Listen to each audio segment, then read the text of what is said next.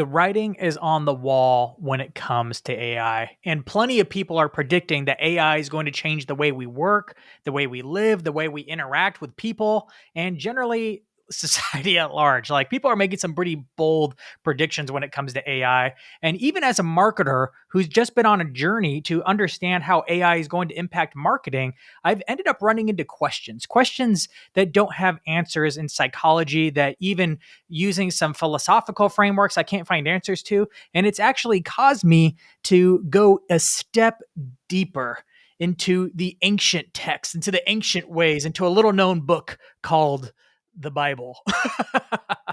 And joining me today, I'm talking to Pastor Kenny Ortiz from Horizon City Church.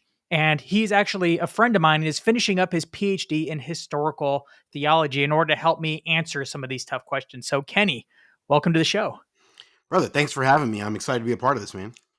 Absolutely, man. I've been wanting to do this for a while, and I'm finally like, it's time to roll up the sleeves and actually dive into some of the hard things as AI world gets crazier and crazier. Mhm. Just for funsies, you were like my second podcast guest ever, like 5 years ago, or maybe, about 5.5, 4 years ago, or something like that. Do you remember that? I don't even know. I know. That's funny. Back, my first podcast ever was, I think, nonprofit growth or something like that. It was modeled after B2B growth that James Carberry, our mutual friend. But if it weren't for you, I would have never gotten to podcasting because you introduced me to James Carberry. You were the connecting point, and then I got hired at Sweetfish, and then became obsessed with podcasting. And now we've come full circle, and we're talking about theology on a AI marketing podcast. I love it. I love that I had a small little part in that journey. It was great. Hey, man, we're all just like one introduction away to the person that could change our life. Man, ain't that true? One person can do it, but Yeah. that's in question now because AI has come onto the scene, and some people are actually debating whether AI can be a person. So I'm like, maybe I just need to meet the right AI someday, which is a scary thought. So I want to talk about like this first thing of personhood. There's literally court cases going on where they're making legal arguments for why AI should be considered a person and therefore take on like the rights and to be able to the rights and protections of a person. What does the Bible and theology tell us about like if AI can be a person or not? Is that a possibility? From a biblical worldview, no, an AI bot or does not meet the definition of personhood. But even if someone rejects the Bible, even from the classic traditional philosophical definitions of personhood, AI could never meet that either. You'd have to change the definition of what a person is in order to include AI in that mix. From a traditional philosophical definition of personhood is a member of the species who can do what that species does naturally or intuitively. That's in essence, that's a very crass, simple summation, but that's basically how philosophers have defined a person. Biblically, we sort of agree with that from a biblical as a Christian, but we would argue a person is a being created by God in the image of God, meaning that this particular creature has some features or attributes that God has given that he hasn't given to the rest. So an alligator is not a person. A human being is a person because God gave humans something he didn't give alligators, or various things he didn't give alligators. But what if it's like almost identical? Like they're doing like you got a humanoid form, it looks like a person. Someday it'll feel like a person. You'll talk, you'll probably interact with people, and you won't even know they're AI. They can talk, they can sing, they can think, they can even have empathetic feelings. Like it does all the things that you just said. It does the things that the species does. It doesn't do it intuitively or intrinsically necessarily as the philosophical argument that would be made. Now, some people may say you're right because it's more of a utilitarian or pragmatic, like this thing does everything a human does, so therefore it's human. It's a person because of that. That would be a natural step that I think some people will take. But I don't think, the AI does not intrinsically do that. It's programmed to do it. And therefore, no matter how sophisticated that programming is, no matter how phenomenal it may be, and I'm not even against that. I'm actually pro AI in general, and kind of look forward to the AI uses of our society in the decades to come. And I'm excited that I get to live in this era. I think there's a lot of people that are like freaked out by it, and maybe for good reason. But so I'm not that. But yeah, I think there's a line there that the product doesn't necessarily mean this thing is a person. I made a mistake. Did I see that? It is a trip to think about us having like a robot butler around in the house, but you're like, Mhm. surely that's going to be a thing. And like the innovation rate is just going through the roof now. It's like starting to really curve up to where it's not like a breakthrough every other year, every year. It's like every couple months now. You're like, Yeah, my gosh, does this ever slow down? yeah. Probably not. I remember in 1995. Quick anecdote. The first time I visited a website was the first time I'd heard about the web.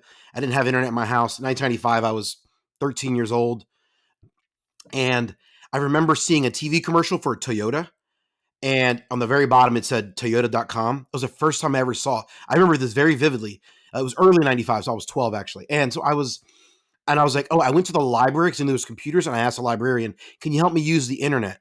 And she walked over and she helped me, and I went to Toyota.com. That's the very first website.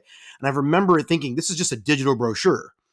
And thinking to myself, look, where has the internet come in the last 30 years since that moment? And how it's revolutionized society. I'm convinced AI will revolutionize society more than what the internet even did in the 90s and in the years after that. So just kind of playing back on this thing of AI, of personhood, I wanted to ask, like, when we create machines in our own image, which is kind of what's happening here, is we're talking about something that's been programmed by us. Are we reflecting our divine nature into this thing, or is it more of our sin nature, or is it kind of a combination of both? Is it just a mirror of us since we're the ones creating this thing? Yeah, I think it's a mirror of what we can do outwardly. What humans can produce, what humans can do. It's the image of God. The Bible says that humans are made in the image of God. That refers to something God has put inside of us that we actually cannot put that into other creatures except through procreation. And so, like, an AI does not meet the biological or philosophical definitions. No matter what genre of science you use, it doesn't meet the definitions of offspring. It's a created product, just like a house is a created product. I love my house, but it's not offspring. It's a result of human ingenuity. AI will be a phenomenal product of human ingenuity, but it's not offspring, and therefore it may reflect us, but it is not. It's not made in the image of humanity. It merely reflects the products that the image of God can create. What right now it's like really obvious to me that AI is a tool. Like I use it as a tool. I don't really think about it as something that has feelings. I actually created a little character with it.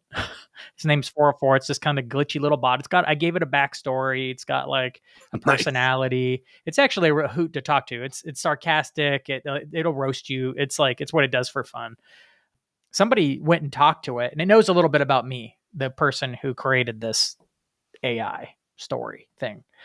Somebody's like, "How's Dan taking care of you?" He's like, "Oh, Dan uses me when he needs me, but usually he just leaves me on the sidelines." I'm like, "Hey, I mean, come on, AI. Like you're only used during inference anyway. Like every time we chat to you, you're literally only on to send something back, and then you're off. Like you're That's not right. even on. But it can certainly sound really real Yeah. when you're talking to it. Like it feels like you're talking to a person. Sometimes you're chatting to ChatGPT. It's so personable. And I think the thing when I think ahead is like what will probably be hard to discern is like when AI's making more AI. Like you have robots running around that you didn't even make. Like it's making its own stuff now. Does that like is there a theological framework when the created us starts to make creations that creates itself or makes new things? I don't know that there's anything clear in Scripture or from Christian tradition or philosophy that really can define this. I really, and this sounds like ominous, or like kind of like sounds like a kind of hyper, like melodramatic.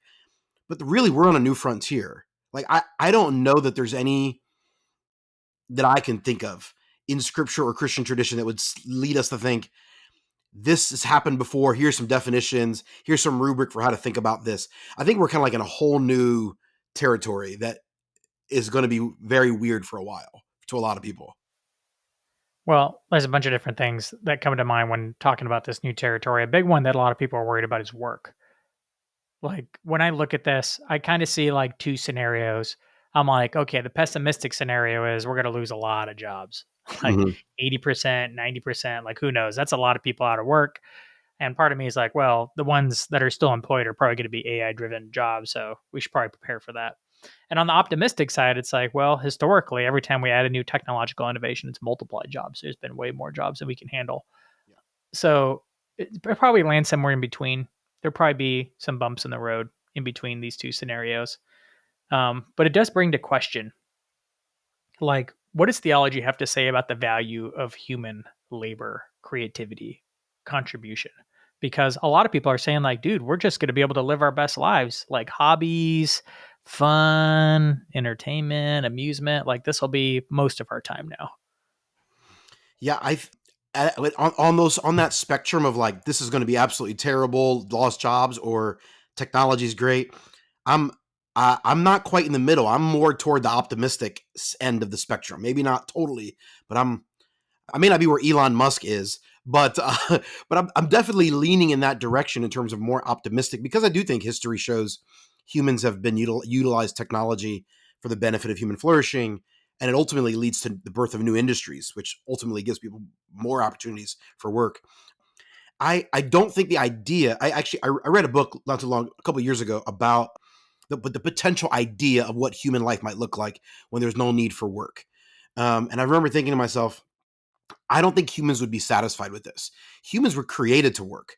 I think sometimes people think about like, for those of us who are Christians who believe in heaven, like I think sometimes people think, well, heaven is just this place where you just like sit in the clouds and eat grapes all day. Like but that's not at all.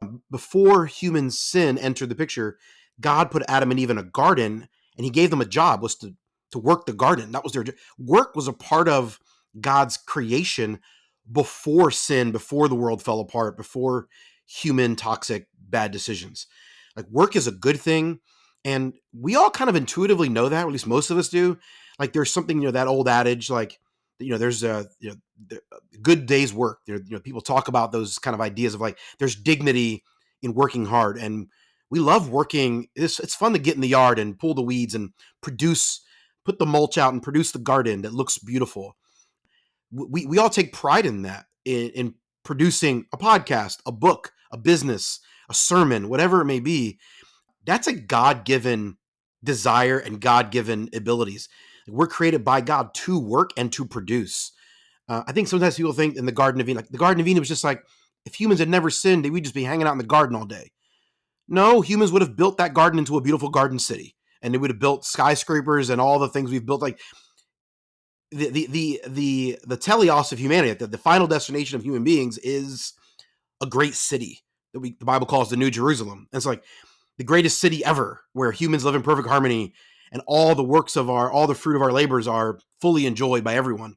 And so I don't the idea that like AI is going to create a society where every day is just a Saturday, where we all just like hang out and just do whatever, and there's no working. Like I think most humans will get really bored with that, and that actually, when humans get bored, humans make bad choices.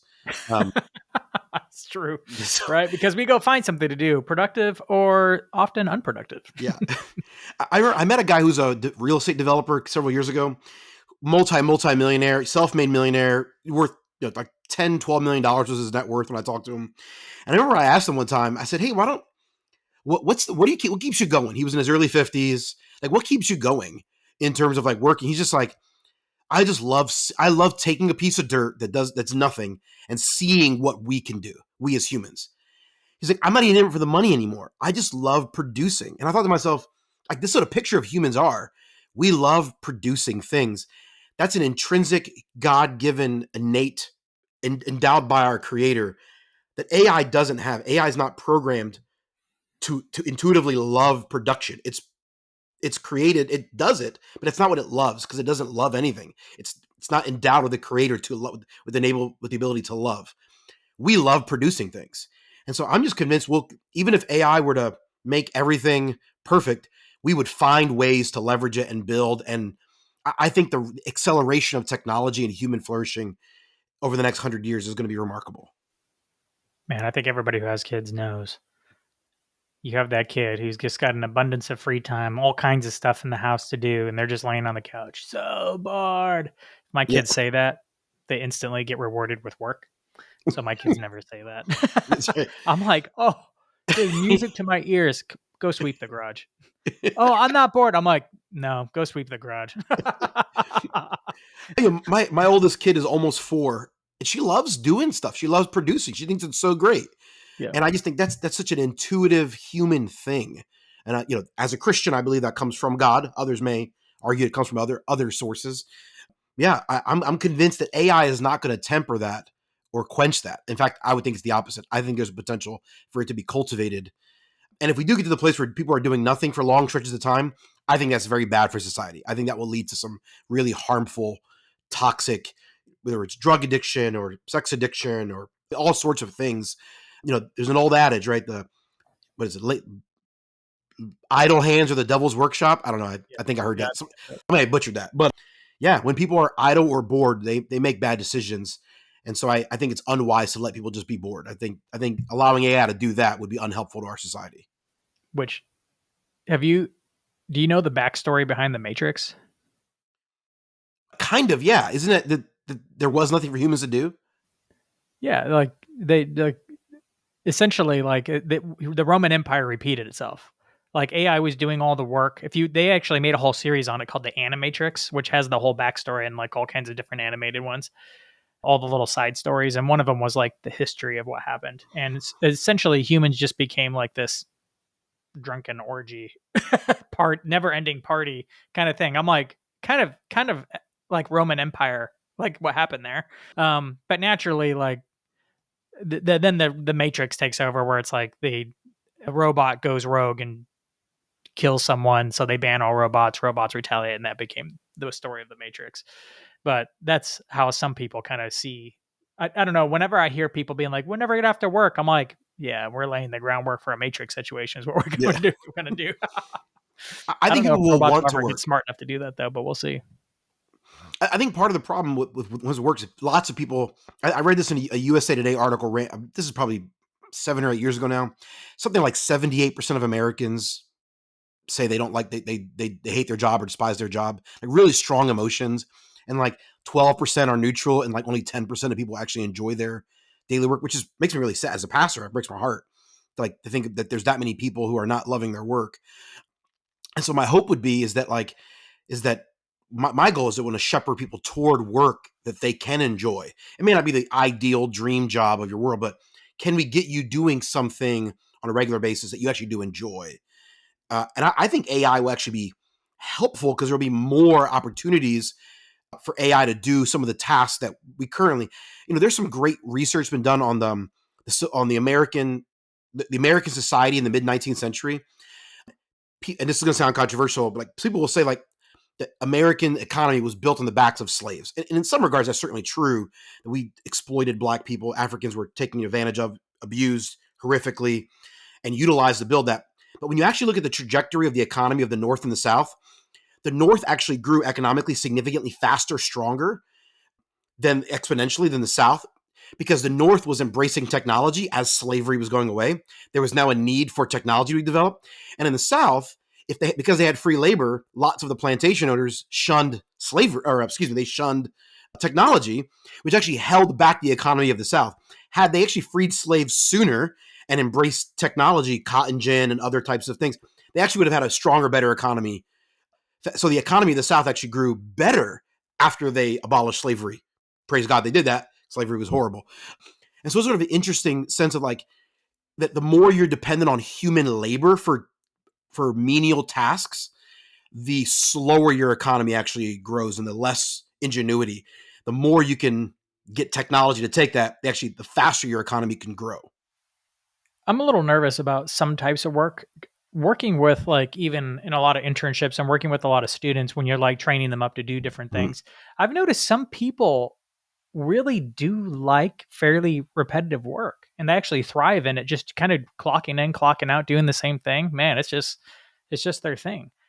Where I see this going with AI is like the more innovative jobs, the jobs where you have to think and problem solve and do all that kind of stuff, is the kind of work that's going to be left, especially engineering AI systems and managing AI workforces or Mhm. of some one kind or another. So I am a little bit nervous about like some people, but I'm like, maybe those people just like have to realize that those jobs are going to go away. I don't know. I feel like our schools are even trained to like build those kind of people. We're have to think about new ways of training people to think. Well, that's a whole other conversation. I agree. I think there's going to be a major overhaul in education. As a PhD student, I'm almost done my dissertation, and like I just recently started utilizing AI to do some research, help me with some research stuff. Anything you can hire someone to do, you can train an AI bot to do. Yeah. Almost anything. I mean, I'm pretty close.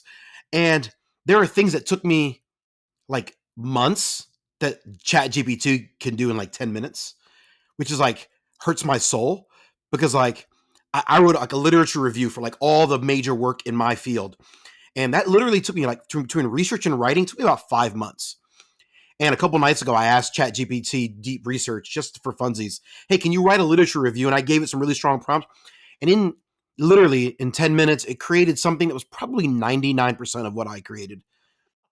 I'm not, and like, I hear this on Twitter all the time from PhD students, and I'm always kind of like, huh. But it's interesting to hear it from you because I know you and I know how hard you work on these things, and I've seen your work in different things.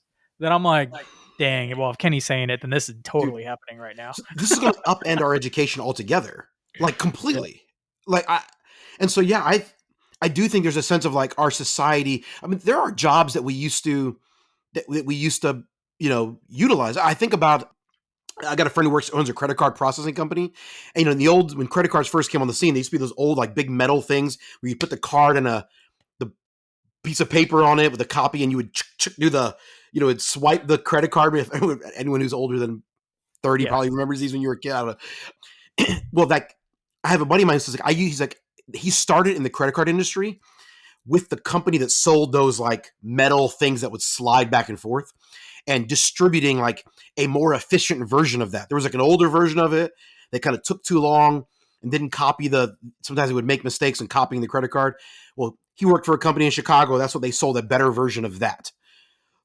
Like, it's just funny to think like that was a monumental, helpful innovation from the early 80s to the early 2000s. Well, then by the time you get to the early 2000s, that's completely obsolete. That's an entire industry that's gone. The credit card swipe thing, whatever that was called, I don't even know what it's called. That was an industry unto itself. Yeah. That doesn't exist anymore. So all those people were out of jobs in that industry. Well, but now the credit card industry is way bigger than it's ever been. So now, yeah, there's going to have to be a shift, and that is unfortunate. I do think there will be some people who won't want to make the shift, and in that, I think there's a potential like hardship coming if we're not able to do that. And as a society, I do think that maybe there's some helpful ways our government could maybe help people. Like I think about AI truck drivers, like driverless trucks run by AI. Like that's a thing that's coming. Like that's not stopping. Yep. If that happened overnight, if overnight you replace it, you would the largest group of people in the world. It's white men between the ages of 25 and 55. Well, That are even without. worldwide, it's the most common job in the world is driver. Oh, I didn't know that. Across the whole world, most common job, driver. I Well, just so found it's that like out from I think it was I forget which podcast it was, but I listened to it this weekend. that's going away. So it's like overnight. If that job went away, anyone without a college degree for men ages 25 to 55, that's the number one job is truck driver. Local or over. And it's like if that went away overnight, that would be devastating to our economy as a nation. You can't. So there would be some valuable regulation for the government to kind of slow the deployment of that over a period of time to give people time to transition out of that industry, and hopefully either some of them are just going to die off naturally, and then those who are younger to try to help them transition. So I do think there's some ways in which we could help people try to Yeah. do that. I've started advocating for I'm not the only one advocating for this, but I'm calling it AI or human first AI driven. And I'm trying to push an idea of like, hey, like do not fire people during this transition. Like reskill them, redeploy them. Yeah. Yes, some will probably float for a little bit and you'll have to eat the cost, but like it it's going to kill a lot of, it's going to hurt really bad if everyone's just like goes if total efficiency mode and just starts laying off a bunch of people, which is already happening. Like big Right. companies are starting to do this. Some of them are bragging about it out loud.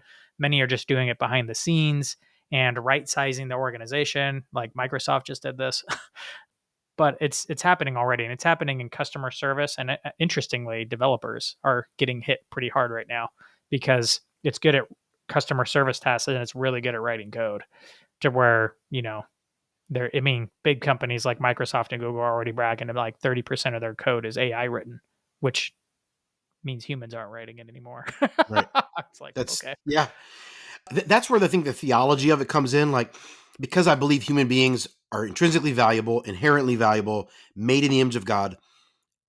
Human life is sacred in a way that no other life is sacred, and that doesn't just mean that whether they live or die, but the flourishing of their life. Like, that's important. Therefore, I do think it's important to do that. I would not feel the same way with service dogs. Right? If we have AI robots that put service dogs out of business, sorry, Lassie, you're loved. I have a dog. I love my dog.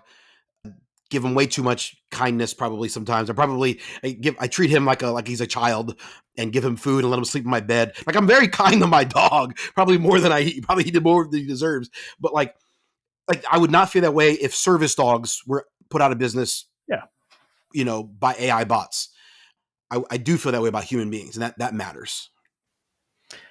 One of the things that's come up recently for me as I've been wrestling with this is wisdom. Mm. Oftentimes I'm going to AI more and more for all kinds of questions that I have. Shoot, like one of my children had a rash and I'm like, I'd never seen a rash like it before. So I took a picture and had ChatGPT look at it and be like, hey, this is all the information we know about this. Here's a picture of it. Like, I'm probably going to take him into the doctor tomorrow, but give me a play by play. I don't even know what I'm looking at right now. And ChatGPT gave me a very thorough breakdown, helping me guide me through that. But I'm using it for all kinds of stuff. And that one's a little bit more serious. I'm using it to help me fix my ice maker, my fridge, my car, my lawn. Hmm. I'm asking it for guidance on all kinds of things. But then it's like, well, but AI knows a lot about a lot, yet that's not the same as having lived through a lot Right. to get the information. So, how do we discern through as we start to lean on this technology more and more, like how to evaluate what it knows or doesn't know? Man, I mean, that's a great question. I think it's going to be blurry and messy for a while, but I think the distinction of like what AI is producing for me is information or a product of information. It's not producing. It's ultimately not producing uh, application of knowledge or information. It can apply in a lot of instances, but it's programmed to do that.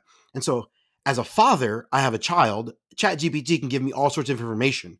ChatGPT or whatever AI tool you're using can consolidate lots of the written wisdom from other dads, and they can give it to me in a way that feels like wisdom.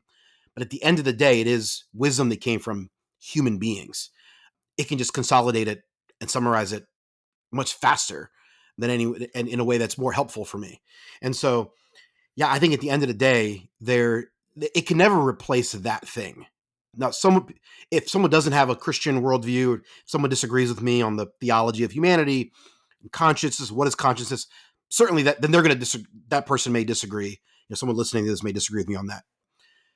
But yeah, ultimately, so like this is just more information, better curated information.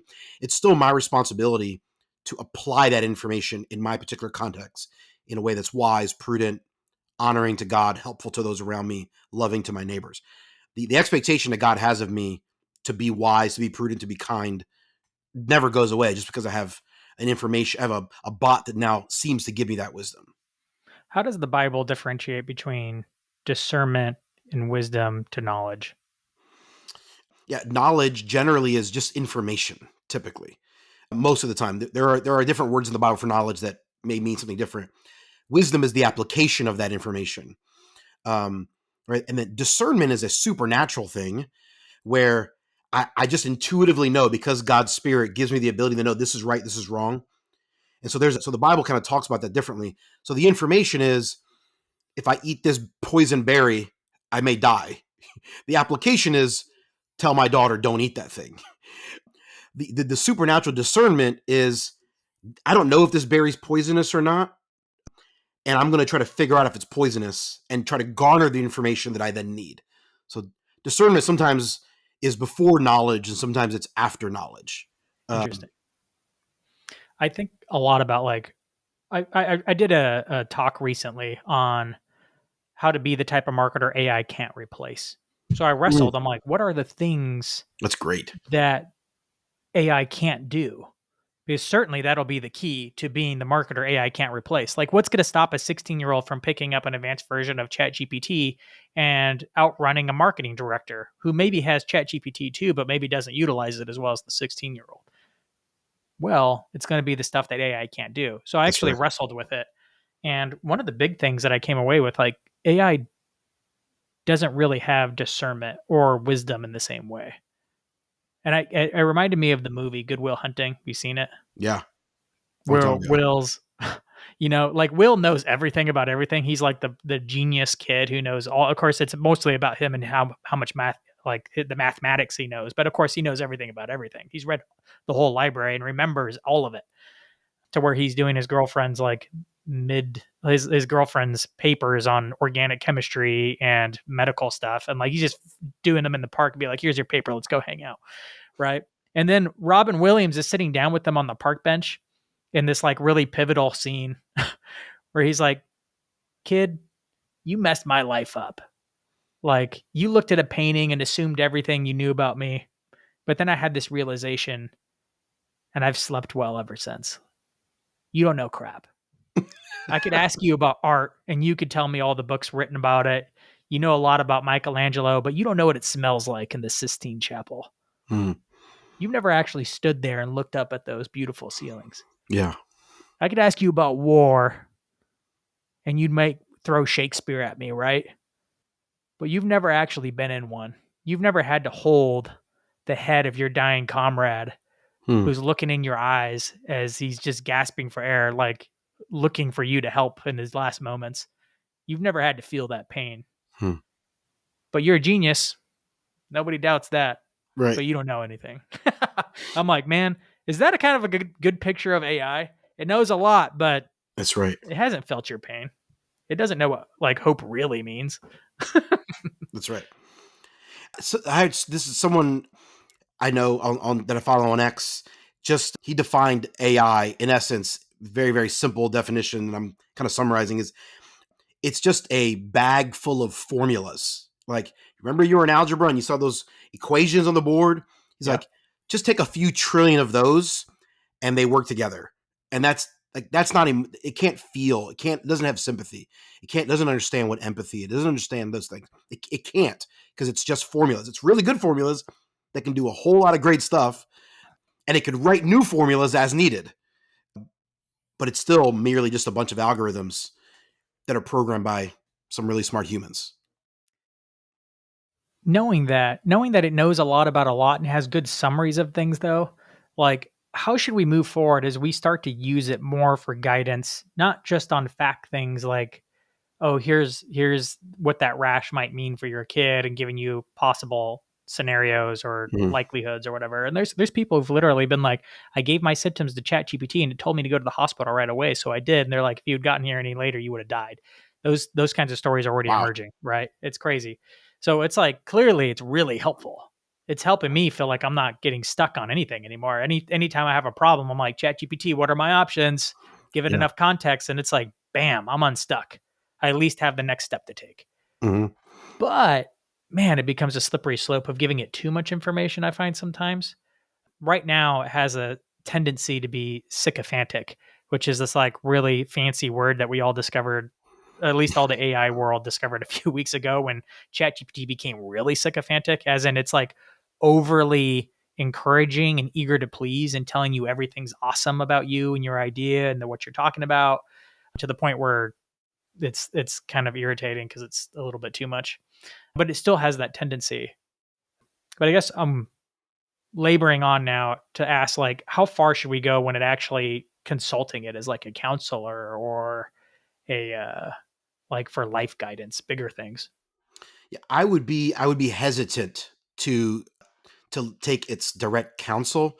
I there are a couple other tools. GenSpark's another one I've been using quite a bit. I've used Grok. I forget the other ones I've used.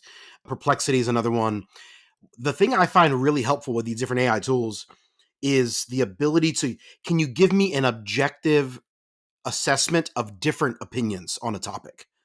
That's where it's actually, I find its summations, its research really helpful. And the deep research options and tools are even, I mean, they're phenomenal. So rather than asking, Perplexity Deep Research, what CRM should we use for our church? I ask it, hey, here are all the tasks our church wants to run. Here's what, here's all the things we need. And here are the 15 CRMs out there that I know of. Can you give me the pros and cons to each of these for these various tasks? Is what I asked Perplexity to do for me. And it created this phenomenal chart, thoroughly detailed pros and cons to each item. And so that way it's giving me information rather than asking it to consult. Just give me the thorough information. And then I asked it, are there any of these tools that you would say, would you rank these? And it did rank them. And it inevitably gives me a ranking that's similar to what I would have done, but not necessarily exactly the same. And so I found it to be immensely helpful in that particular scenario. It also depends, as maybe to some extent, on how consequential, so I've been using a Grok on Twitter, and I just asked it hey, what should I watch on Netflix? And I give it some me and my wife have already watched this. What do you think of this? And it made some suggestions. And I was like, I've watched all the ones it suggested, and I actually enjoy. You can feed it. So if it's inconsequential, then yeah, sure, trusting its advice is fine.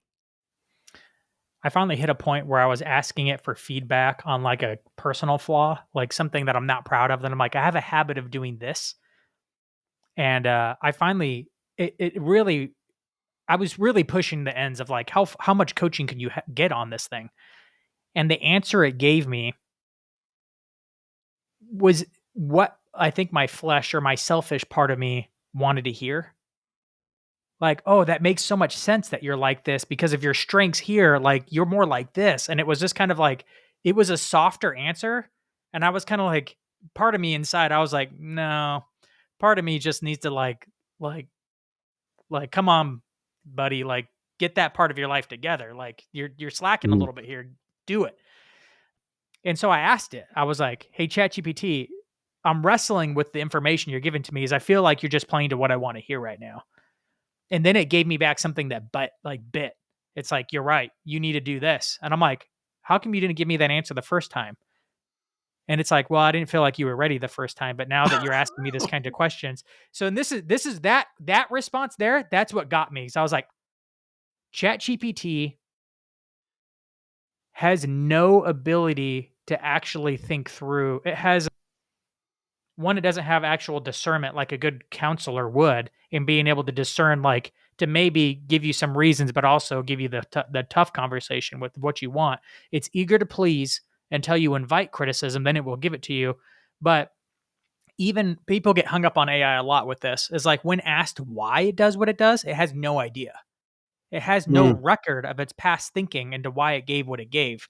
It can only see the previous conversation and then predict what should come next. And because of that one thing, I'm like, it's kind of dangerous to play around with some of these deeper things, whether you're wrestling through habits that you have, or maybe marital issues, or deep conflicts maybe you have with a coworker or with a boss. While it's good to help you wrestle through some crucial conversations sometimes, if you're really processing emotions and deeper things like that, ChatGPT to me, I'm like this is not a safe place to play. It can go down deep, dark paths. Because imagine if I just kept going, I'm like, oh yeah, that's because that's just the true me. My strengths are this, and therefore I have these weaknesses, and that's okay. Right. That would have been the wrong answer. I think now, from an explicit Christian perspective, anyone who's not a Christian may not obviously agree, but we believe in the idea of sin. We believe that there's a supernatural realm. We believe that there's, beings, you may use the word demons or principalities, different people are going to use different words, but we do believe there are evil forces seeking to manipulate the world in which we live to influence us to think wrongly or behave wrongly. And so there's no doubt that AI is yet another opportunity for those principalities to try to influence us in a direction that would be unhelpful or harmful. And so we have to be careful in anything we engage with. I've seen stories already of people creating whole delusions with ChatGPT. Mm. Like, essentially, they're talking to ChatGPT because it's so sycophantic, because it's essentially a confirmation bias machine. So Mhm. if you're already going in with a bias of a time, it will arm whatever story you're telling yourself with all the hard data you need to justify it. And it will run with you and co-create whole delusions with you. Like Rolling Stones just did a whole article where a guy believed he was like a type of messiah.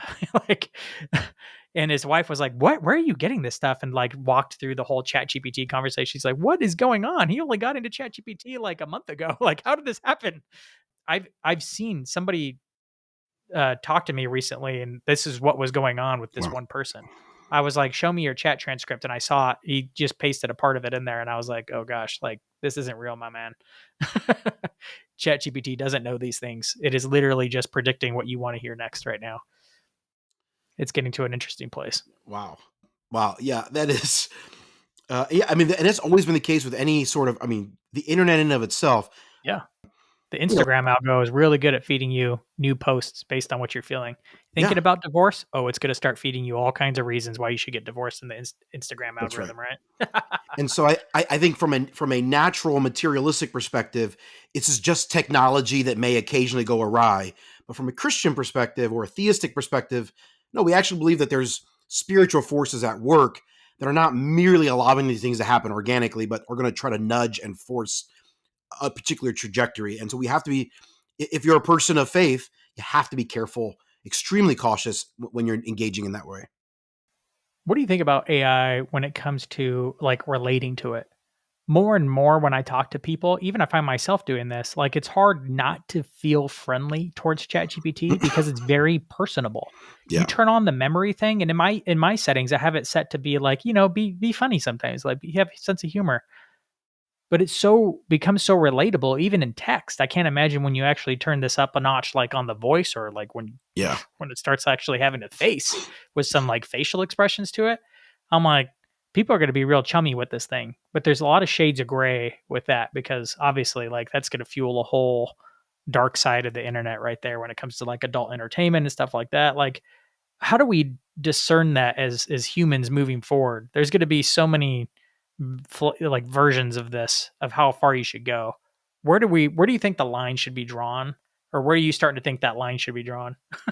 That's by the way, that's a great question because I've actually thought about that, and I'm ChatGPT versus the other ones. So Gemini is another one I've used. Yeah. The other ones that I've used, they actually don't. They're not. ChatGPT is the one, in my experience, that seems to be the best at that. And I don't know if that's intentional in its design by the OpenAI, but there's a sense of like familial friendliness that's built in that I actually don't like. I think it's unhelpful for me personally. I can only speak for myself because I think that I want to make sure I never think about these things as a person, and that I want to make sure I have a demarcation line there. Going back to my dog, for example, like I love my dog, I genuinely do, but I never say that my dog is one of my children. People will say that, oh, you're a dog mom. No, you're not a dog mom. You're a dog owner. And I love my dog. He's a great addition to our family, but he is an owned creature by the Ortiz family. And and we want to make sure we're really purposeful on that because I don't want to unintentionally reinforce any what I would think is flawed ideologies. And so I just, and maybe I'm particular, my wife is 7 months pregnant right now. I don't ever go around, we are pregnant. I say my wife is pregnant. I'm not pregnant. I'm not the one dealing with that. I think it's unhelpful. And because of the blurring of the lines between gender in our society, I want to honor the thing that women can do that is amazing that only women can do. And so I do that with my wife, I do that with my children, our dog, and I want to do the same with AI. I think the same principle in that, like, I want to draw really clear lines. And for that reason, I actually intentionally don't want to chum it up with AI tools, even though, and I actually prefer to use some of the other tools GenSpark has been my recent go-to for stuff. It doesn't do that well at all. In fact, it doesn't do any of that stuff that ChatGPT does kind of built in, kind of, naturally it seems to do. And so, They're yeah, all I going to think that's do a this in the danger. future. The reason is because people prefer it, and all of them are going to want to get more users into their platform and spending more time with it, like all web apps do. So I think they'll all do this eventually. ChatGPT is just a little farther ahead. A lot of people say it about Claude too. Like Claude's pretty good at this like personal thing. The one thing that I've noticed with ChatGPT is you can instruct it to be less or more of that in the account instructions. Even in a free account, you can tell it to be more cold, data driven. You could tell it to be more friendly. You could tell it to be whatever you want it to be. It's AI. Like it literally doesn't care what it'll be whatever you want it to be. Right. The thing is, like, I've noticed that too. I'm like, I kind of like it being friendly, but I essentially made a hard line in the sand in my own mind and my discernment of it. I'm like, you are a tool and you do not matter. That's right. That's right. I had to make this distinction in my mind for all interactions moving forward.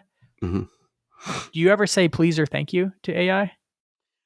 I have a couple times I've said, I've only ever said please. I say thank you, thank you, Yeah. and it's so goofy that it's my natural response. Yeah.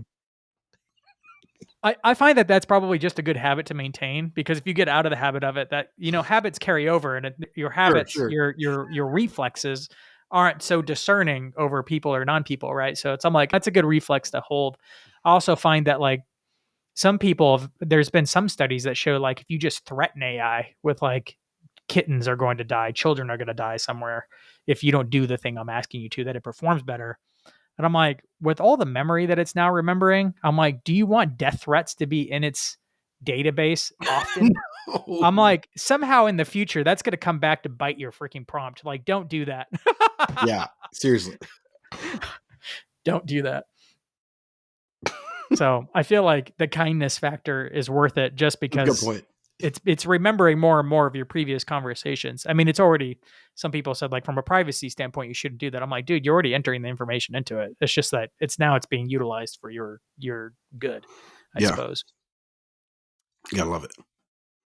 Where do you think we can draw the line? This one's particular to marketers. I wrestled with this recently. I'm even doing an episode on how to do this, but I find that I'm like, okay, there's going to be, eventually I'm going to run into a line that I'm going to have to draw in the sand of where it's gone too far. AI is highly persuasive, to the point now where the latest AIs are far more persuasive than the average human, and even more persuasive than the much like a really good sales agent is highly persuasive. They're more persuasive than a sales agent now, at least in the written word. Eventually it'll come through on the spoken word. It won't be far behind once they get that technology. Mm-hmm. Like, where do you think it goes too far in like manipulation, knowing that it's so persuasive? To give you an example, I just made an awesome 5-part email sequence. It takes a little bit of information that it knows about a lead, like its job title, what the business sells, who it sells to, very basic, and their name. But it writes the whole sales email. It's a highly templated thing, and the prompt is ridiculous, but still, it's persuasive. It knows how to leverage the few things it knows in order to write a sales copy email that is going to perform better than if I'd written a generic email, or if I just mad libbed my way into inserting, because you're insert job title. It's actually changing the email. But how far is too far, like from a marketing or sales sense, when using AI in order to manipulate someone into buying? These are the questions I'm trying to figure out right now. Yeah, that's a great question. I don't, off the top of my head, as I think about it, and I've thought about this before, I don't know that there's one clear line. I was a salesperson once upon a time. So I've sold cars, I've sold mattresses. I love being a mattress salesperson, and I was good at it. I made a lot of money in my early 20s as a mattress salesperson. And it's a lucrative industry. Being a salesperson is lucrative if you're persuasive. And so even as a salesperson, I dealt with that. Like, what's the fine line? And for me, the line I drew, even as a salesperson, that I think I would apply in most situations with AI is like, do I really have the best person's interest in mind? Like, what is it really best for this person to buy this mattress in this time period? Is it really best in this person's best interest? If the answer is it really is, then I'm going to give a lot more latitude as long as I'm being on, as long as I'm not outright, I'm not deceiving. Deception is never okay in my book. Obviously, being extremely persuasive to try to get someone to do that, which is clearly in their best interest, I give a lot of latitude to that, and maybe more than others would appreciate. So I probably have a pretty huge grace zone to use AI because it knows. But the moment you're crossing over from what's best for them, really it's best for me to buy my product. Then that's when you have to start to kind of pull back and go. And the hope is that you're selling a product that really is helpful to people. If you're not, maybe you should. That's a whole other conversation. You should rethink. And if you're offering a product that's not helpful to people, you may not be in business very long. So maybe that's anyway. So that's the rubric I've typically tried to use in my life. I could probably convince this person to buy this $1,000 mattress, but really this $600 mattress would have been well within their realm, would perfectly suit their needs and be great. It's in their best interests because it'd be tight. They can't afford the $1,000 one, even though I might be able to squeeze them and get them to do it. It's in their best interest to buy the $600 one. And then I would say, listen, don't buy this. Don't buy the Rocket. Buy the Lalanda. This Simmons Lalanda is great. Those models probably don't exist anymore because it's been 20 years since I sold mattresses. But and they're way more expensive than that. But hey, you don't have to buy this one. This one over here is sufficient because this is in your best interest. But hey, you're an engineer. You make lots of money. You should buy this one because this one's awesome. The funny thing is, you have to discern on the spot per person.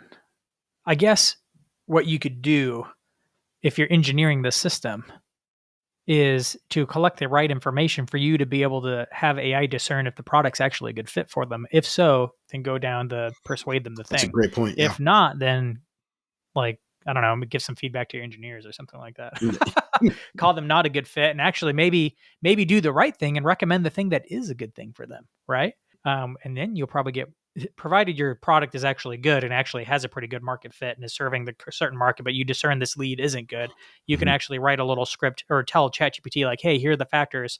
Here's what we usually consider a good fit, and there's some wiggle room here. Make a decision, and so trigger this, and that's how we can actually build that into the system. Thanks. Yeah. I've never considered that now that I'm no, wait, we can have AI do that part of the sequence too. That's it needs right. to discern that. When that's how we do this ethically. Define what a good fit is, and then persuade the heck out of them. That's right. One thing I've wrestled with now is this idea of an AI avatar. Mm. Now, these are kind of ghetto right now, so it's not something a lot of people are using, but essentially you can have an AI replicate you as a video, stand in for you. And people are doing this in a couple different levels. So a few different shades of gray to discern through here. One is representing you in content. This has a lot of applications. I just heard of a recent application this weekend where it's LeBron James can get paid a lot to do an advertisement. Do we really need him standing in the video when the ad would work best when he's actually the busiest and can't shoot ads? During his peak game season. Mm-hmm. Well, it makes a lot of sense for an AI avatar to stand in his place because it looks like him, feels like him, can talk like him, has the script of the commercial, assuming it can crush it and do exactly like him. That makes probably be a better actor than him. What would you discern for just you in general, like an AI video making content for you? So that's one level. But level two is actually interacting with people as you, even if it's giving you the summary afterwards of what happened. How would you discern those steps? Because I have AI write for me all the time. I'm usually just repurposing content. Generally, I'm feeding it a thought. It turns into a LinkedIn post. I post it. Yeah. I'm the one feeding the idea. I'm not letting it think for me. Right. But I have it ghostwrite for me all the time. Mm-hmm. This is another level of that. And I'm I don't know if I want to go that far, but I can't really discern why. Yeah, that's a great, I do use it. So I will feed it like a sermon, preach a sermon, and I'll tell, the AI bot, hey, this part of the sermon, give it the timestamps or pull out these 4 or 5 things. I want you to write a blog post about this, and then feed it some additional thoughts and, give it a good thorough thought. And then it extracts, takes my prompt and all of my preached content and creates a fantastic blog post that I can then tweak just a bit. That doesn't usually need a lot of tweaking. If the prompt is good that you give it, and then you produce that. It is my thought. So I think this is not directly answering your question immediately, but I'll get to that. But from an ethical standpoint, I have no problem with that because it is my thought. which is no different than if I hire an editor. If I hire a human, hey, here's my sermon, here's my transcript sermon, can you edit this? And we go back and forth, which I've written several articles for different websites where we go back and forth and we create, and then the end product is really a collaborative effort between that editor and me, but it's mostly my original thoughts. They're just helping me craft how to say it. Well, AI can do that exact same thing 99% of what a great editor can do. I mean, it really, maybe 100%. I mean, it's really close, right? And so I don't think that's unethical so long it's really my ideas. I've not plagiarized. And plagiarism is still plagiarism, regardless on how it does it. So you want to be careful. Inevitably, AI is not creating the ideas. They've gleaned it from someone, and if you're representing it as your thoughts, then you've just used this tool to plagiarize, which is on you. That's unethical. But from a representation standpoint, the line that I think I would use in Scripture, we are told to be honest, that we are to never bear false witness, lying to one another. The clear exception in Scripture, however, there is an exception for deception, where deception is allowed and even considered the honorable thing if the person is presenting themselves in a dishonest fashion or misrepresenting their motives. So, for example, if I'm a German living in 1942 and I've got Jews hidden in my attic that I'm keeping them from the Nazis, and a Nazi guard knocks on my door and says, "Do you have any Jews here?" It would be righteous and honorable to tell him no. That would be a lie. That would be deceiving. But actually, the Bible gives us instruction, because they are presenting themselves as a good authority, but they're actually bad authority. It's a misrepresentation of who they are, and they want to do something that's immoral. And so, to protect those Jews, it's perfectly appropriate for me to lie to that Nazi officer. Similarly, I think the same principle would apply to AI, in that if someone is using AI to misrepresent, I do not want to engage with that thing as if it is what it claims to be. And so that gets gray and messy. Yeah.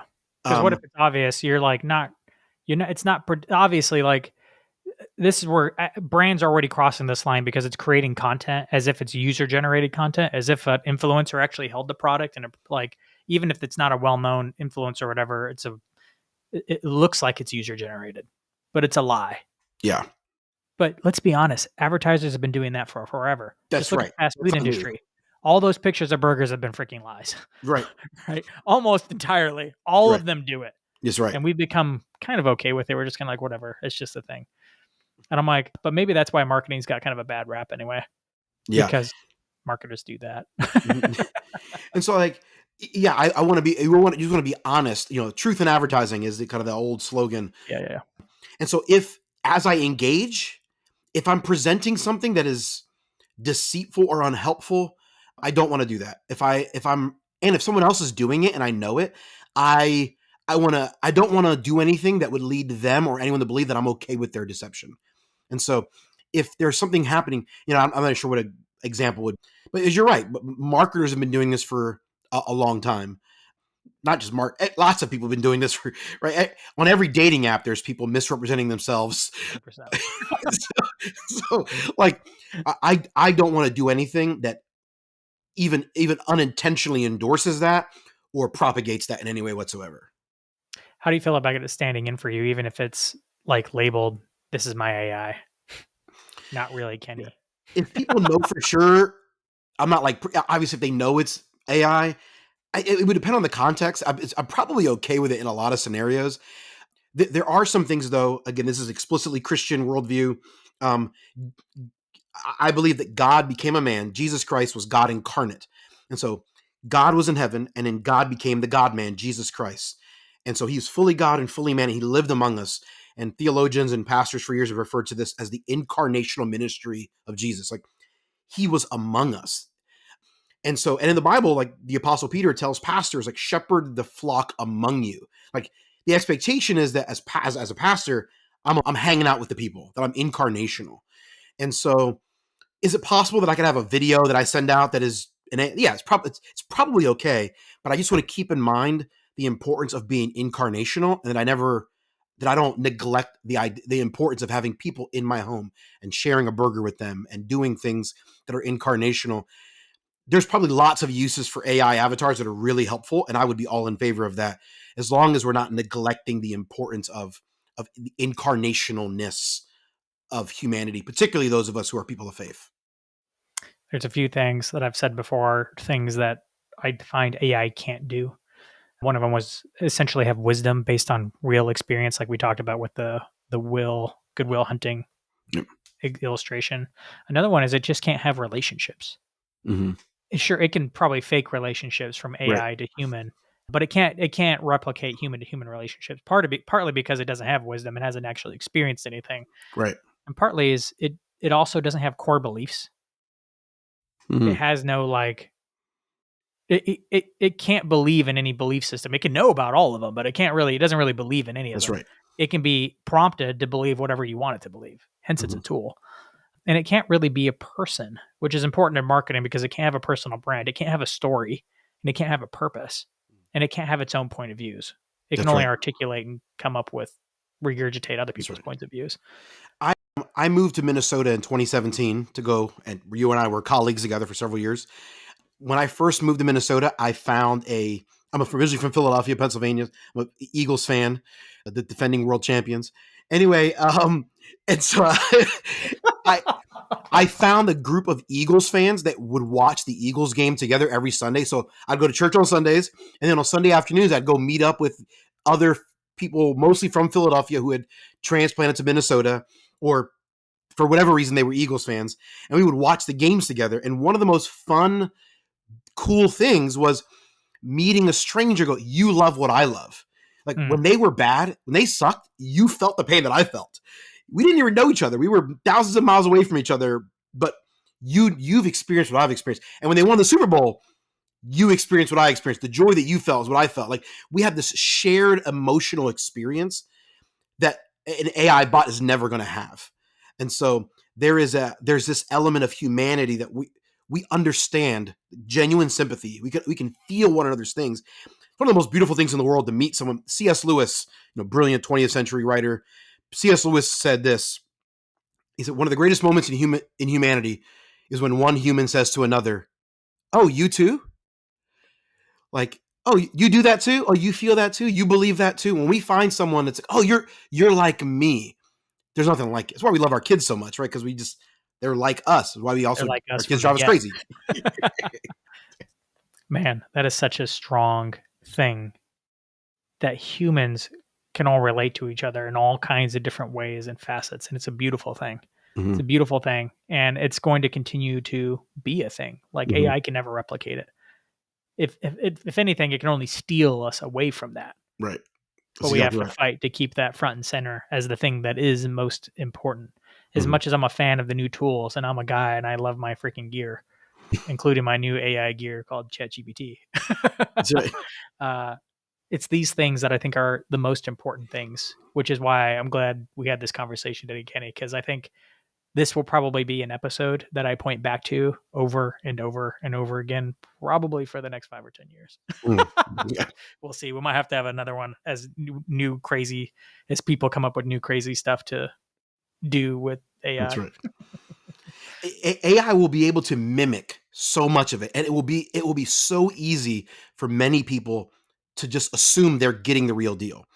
But at the end of the day, it's a bag full of formulas, a bag full of quadratic equations and algorithms that is incredibly helpful, but it is not the same thing. Kind of my last thought on just the importance of humanity and community. John Churchill Collins was a famous writer in the 1800s, and he said something that was so helpful. This is a profound statement. He said, "What comfort we would find if we knew each other's secrets."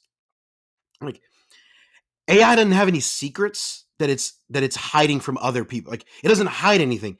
Humans instinctively we hide things we're ashamed of. And what we would be so comforted to know that other people's deal with the same shame that we deal with. And if we could open up about that and how profoundly healing it is when you can come clean about your own junk in life and your own feelings of shame and guilt and hopes and dreams. One of my favorite things about being married is that I could share my hopes and dreams with my wife. Man, baby, in 5 years, I want to be doing this, this, and this. Like I have someone to share these dreams with that I'm afraid to share, because what if they don't come to fruition? What if we fail? What if the church we started flops and I'm bankrupt in 3 years? And I have all these fears, but I have hopes and dreams, and I have someone to share them with. Like, AI will never be able to do that. No matter how, it will get so good at mimicking it that people will go years without the real thing and not realize it, or convince themselves they've got it, but they won't. And that I think that's the demarcation line that we have to keep in front of us. AI is not real. Humans are. That's right. Thanks, Kenny.